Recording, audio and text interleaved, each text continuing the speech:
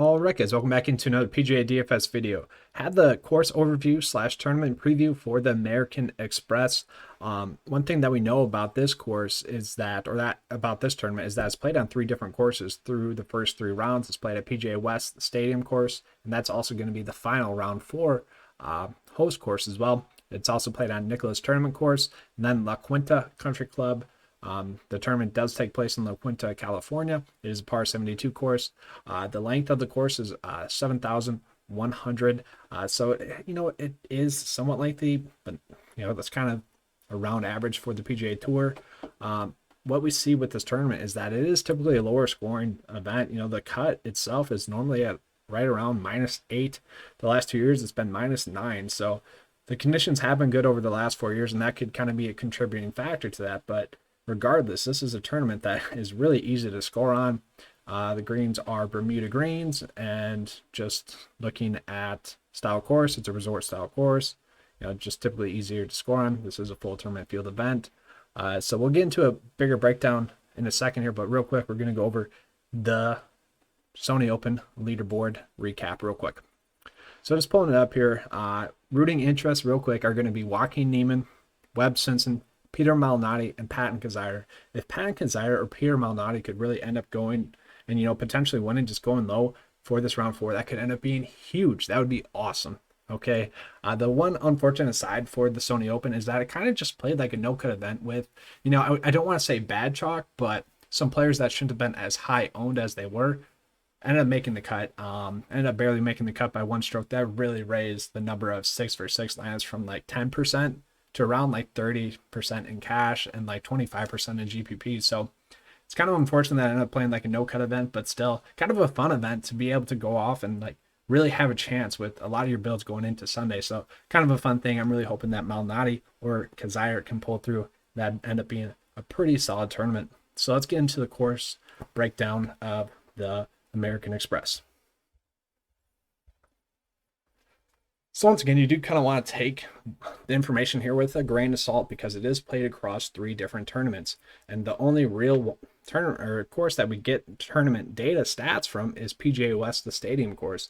Now, I do think that all the courses somewhat play the same. So yeah, if you're going to use like a comp course, you would use the other 2 courses, So yes, it's a little bit inaccurate, I guess you could say, but it is still going to be the best that we could use regardless. So just looking over, the last 4 winners were Andrew Landry, Adam Long, John Rahm, Hudson Swafford. The conditions the last 4 years have been great. Heck, the last 2 years have been perfect, which is for me, not windy at all, like 0 to 5 mile per hour winds.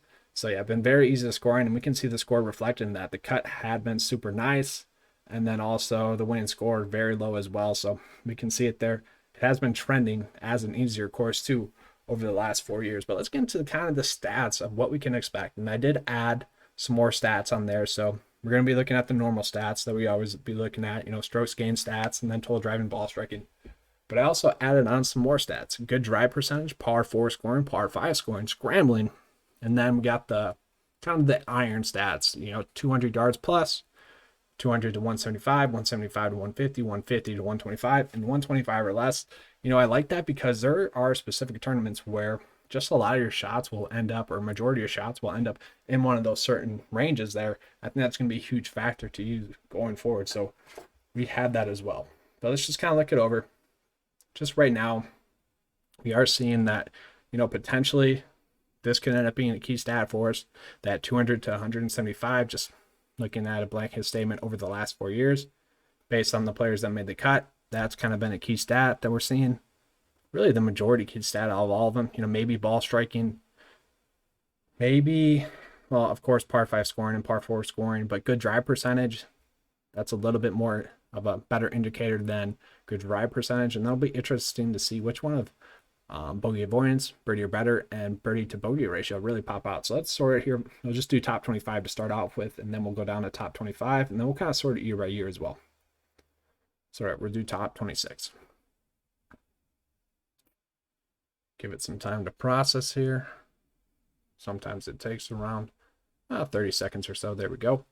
All right, so what can we see here? We can see ball striking over total driving. All right, strokes gained tee to green. That makes a lot of sense. Bogey avoidance is the least key stats. So it's looking like it's going to be birdie to bogey ratio or birdie or better percentage. Par 4 scoring over par 5. Good drive percentage. Once again, that one's really standing out there. And then no real difference here, except for the fact that we're not really going to be looking at 200 plus. So let's go down to top 10. Let's do top 12. See if there's a big difference here. All right, so yeah, we're starting to see the stats kind of start to separate themselves. So it's looking like 175 to 150 is what we're going to be looking at for ranges. Potentially par 4 scoring as a key stat. Birdie or better percentage or birdie to bogey ratio. We can really try to trim that down to like a top 5 there. Strokes gained to the green. Good drive percentage. Yeah, it's looking pretty good. Let's go down to top 10 just real quick to see if that makes a little difference as well. See if anything becomes a little bit more significant. So yeah, then we start to see ball striking over total driving. Good drive percentage a little bit more. And then we really start to see birdie or better percentage over birdie to bogey ratio. Oh, that's pretty interesting. So yeah, we see this even more then.